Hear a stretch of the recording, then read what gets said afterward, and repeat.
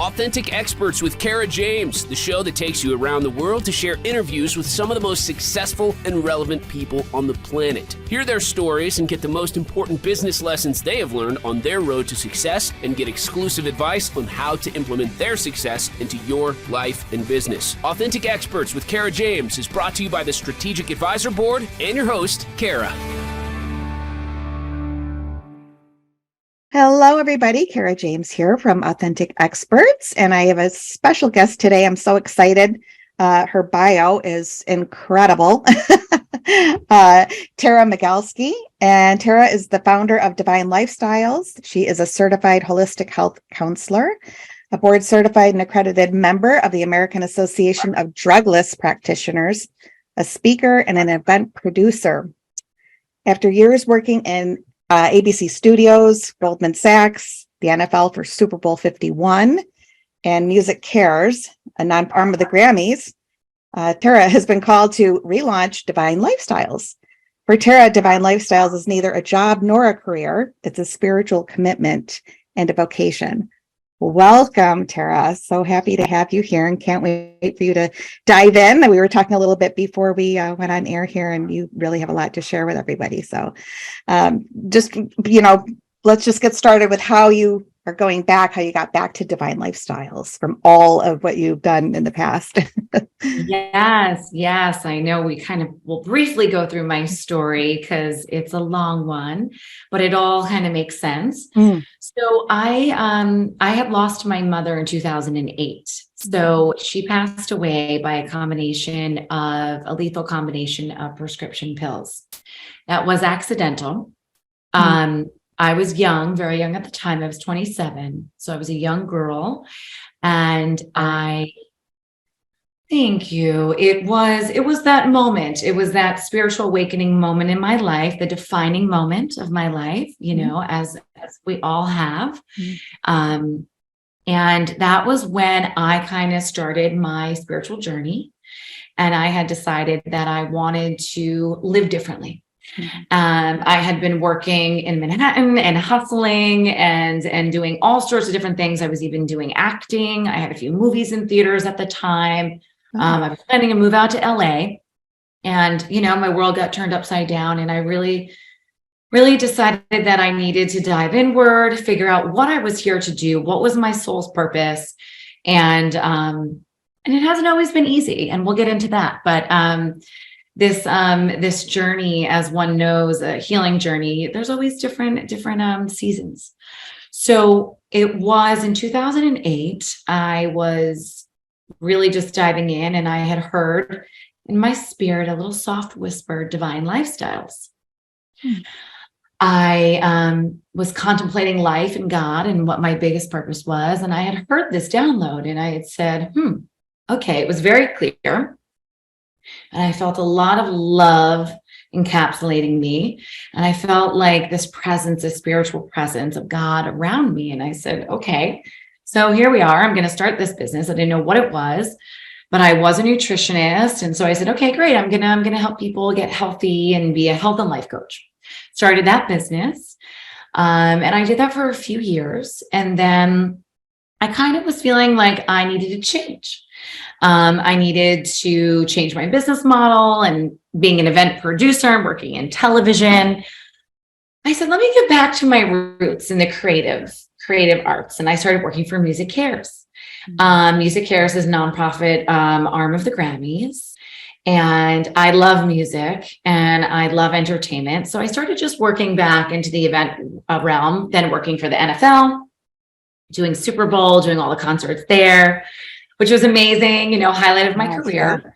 But it was also really stressful, because I was not living in alignment to my soul's calling, but I was certainly crushing it in the material world. And I was feeling super ambitious and like, yes, I'm checking all these goals, right? I've been doing these career goals.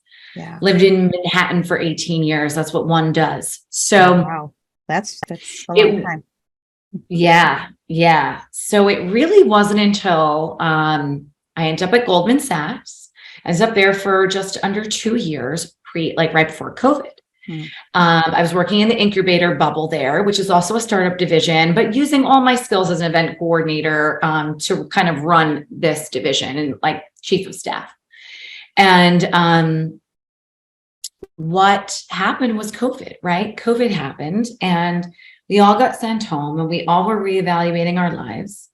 And I had said, you know what? It's time. It's time for me to get back. And I always say, like, if you were born to do, and your calling is much bigger than yourself, like spirit won't ever let you stray. Like you're always going to have this yearning, no matter what I did with working at the NFL and Goldman Sachs and, helping the Entrepreneur League launch and all these things that I've done. And they've been amazing.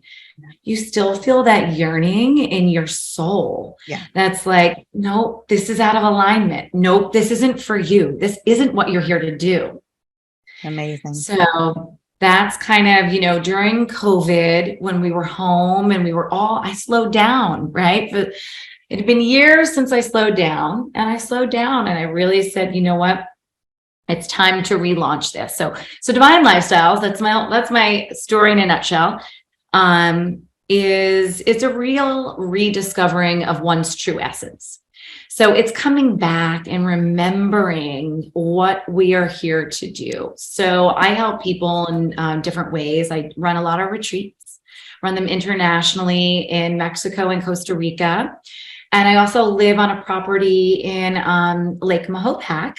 I'm looking out the window right now at the lake. So I do host some retreats here.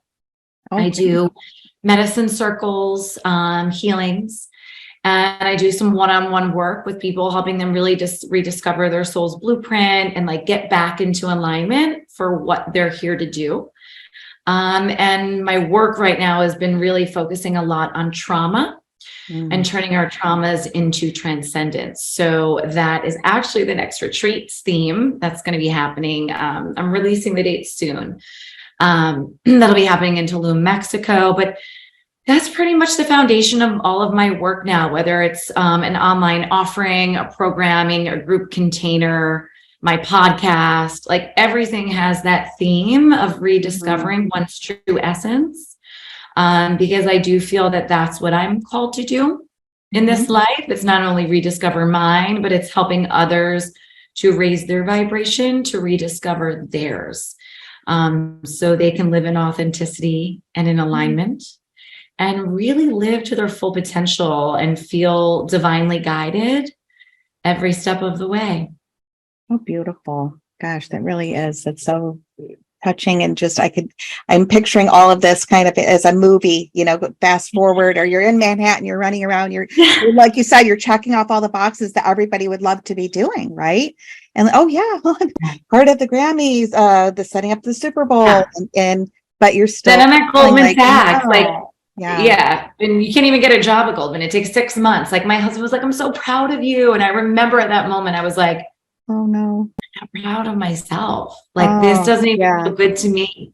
Yeah. But I was living because I thought that is what I should be doing. Yeah. Because I was contributing to my family and my husband was proud of me. And I was like, I remember saying to him, babe, this isn't it. Yeah. This is great. Yeah. No, that's a beautiful, beautiful story and just shows how truly authentic you are, and what you're doing is for real. You had so many other things, and this is, for a fact what you need to be doing. Your calling. Yeah. And helping others. You said, how rewarding is that? It really doesn't get much more right. Sure, you could be a doctor and save somebody, but finding your true purpose is huge. And I think a lot of people go through life and just don't. They kind of go through like a robot. And you know what, for me, it's the purpose is one part of it, because we all have our life's missions, right? We have a planetary mission, we have our soul's mission, right? But it's really my work. I want people to know it's really rediscovering you. It's remembering who we truly are. So, for example, I just lost my father to stage 4 cancer and suffered my second miscarriage 2 months ago. Sorry. Oh gosh. So being like, but it's about really realizing that we are not all of those things. We are not our trauma. We are not our pain. We are not our grief. We are not our suffering, right? Pain is inevitable. Suffering is optional. Trauma are our teachers. Like, we're not all of those things. Yeah. We actually are so much like more. Right. And really, how do we transcend? So that's what it's my work. Yes, it's your purpose. Yes, that's all part of it, because that's like the guardrails, right? That's like the beginning stage, right? Let's understand what you're here to do and make sure you're on purpose, mission, alignment. But really, how do we unlearn all those things that we've learned along the way to not be ourselves? You know, to identify ourselves with our ego and our job and all these things. And how do we just get back to what it is who we truly are and what it is that we love and want to bring forth in an authentic way? And how does one do that in this current climate? Right. You know, it's a journey. Yeah, for sure. Now, without giving any type of secrets, well, first of all, I've just was certified in retreats hosting, so that thrills me. Yeah, I love hearing about all the different spots and the different things and the way we can talk after about that. But let's talk offline about that. Yeah. Give us an example, or just, it's probably so in depth that you really can't, but just working with one client, could you give us just a little tidbit of what it looks like to maybe help them, somebody that is suffering or living in that pain that they don't need to be suffering? There's a couple different ways. Like, everyone has their own specific, depending on their needs, but I am a big believer that we have everything already inside of us. So it's not anything that I'm doing, right? It's I'm reminding you, it's a remembering of what you already know. So I'm helping, guiding. I love to work with breath. Breath work is just an amazing tool. Yeah. Using breath work, guided meditations, sound. I think sound healings it really depends on what the person needs. If they have blockages, trauma, and like a way in. I also love movement. So I love doing yoga. I love, doing different types of qigong, different things that could help someone release. I do Reiki and aromatherapy. I work with essential oils. So these are just like little tools that also like, I work with imago therapy, a little inner child therapy work. There's shadow work.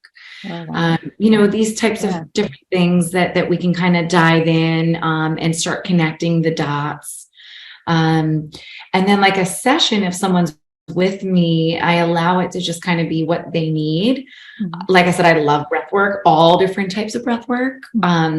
I'm like a breath work junkie in that sense. Like, I love transformational breath work, which is like more of that like passive breath work through the mouth and the throat, the mouth open. And then I love breath holds that are really great for subconscious rewiring. Wow.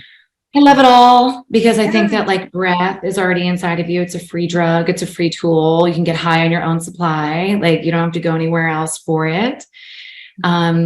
And like I said, like all of these things that I do, it's just really to hold a sacred space for someone to have an opportunity to fully relax, release, and just kind of allow whatever needs to come up.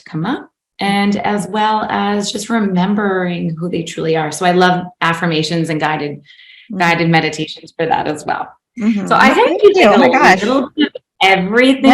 Yeah. No, that was very helpful, because I was wondering what it would look like. But amazing. Yeah.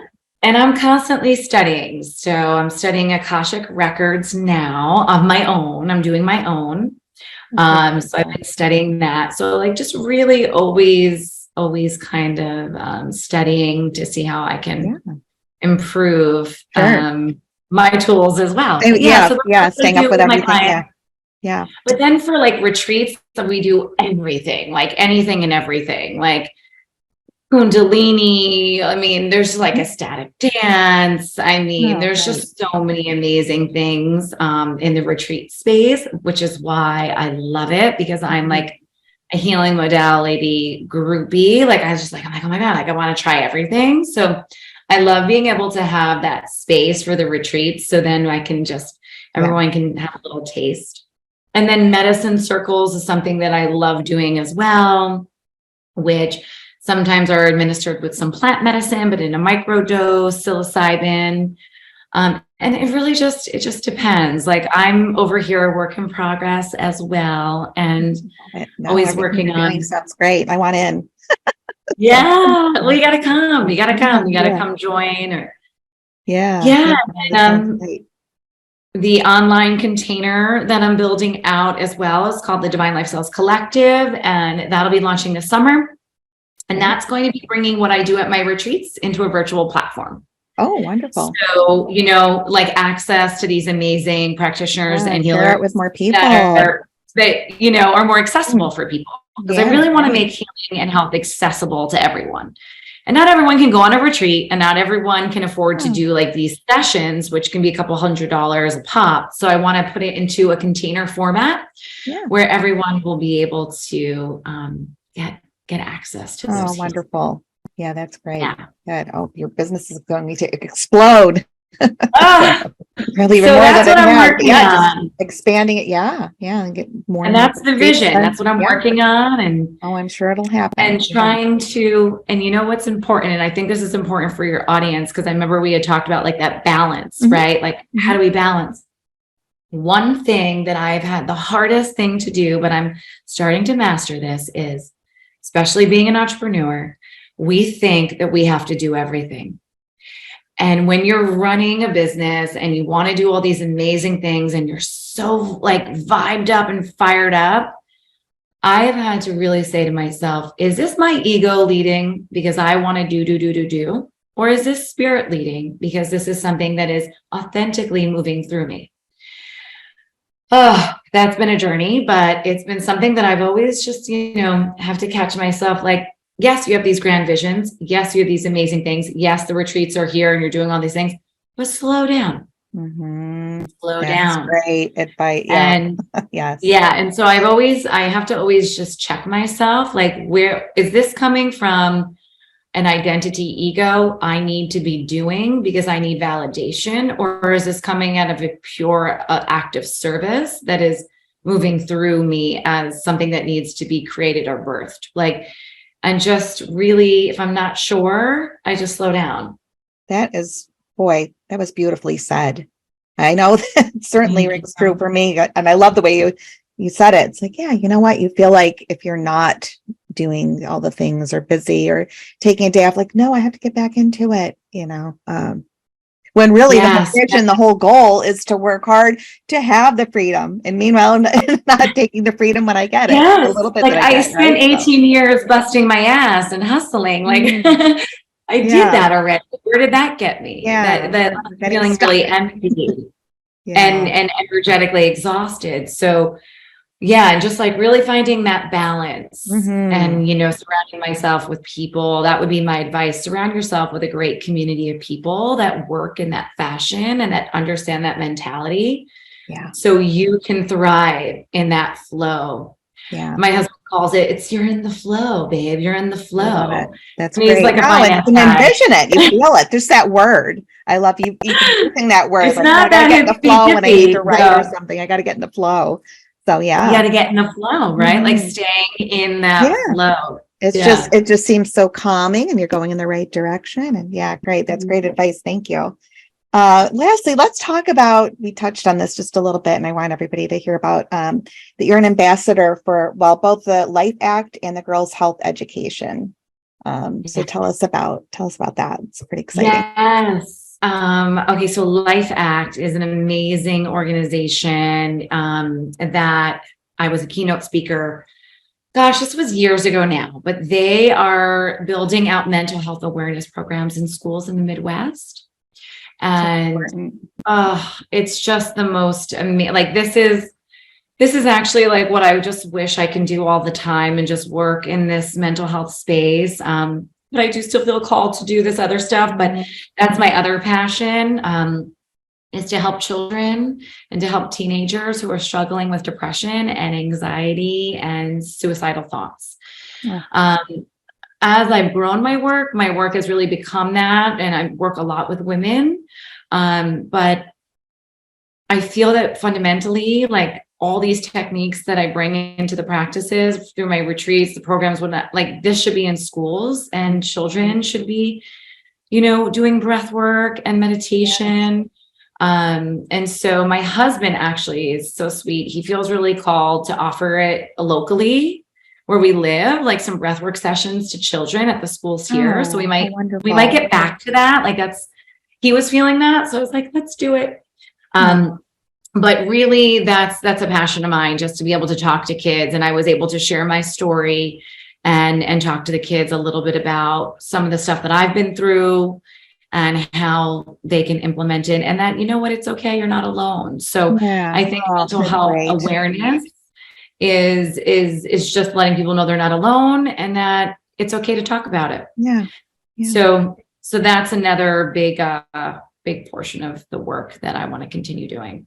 Well, thank you for that. It's so needed. Gosh, and especially after the pandemic, so many kids are just still reeling, it changed our lives as adults. We still, as adults, we didn't know what the heck to do next, or right at 53 years old when it happened, what in the world? We've never dealt with anything like this. So for kids, it was just completely, turn their life upside down. So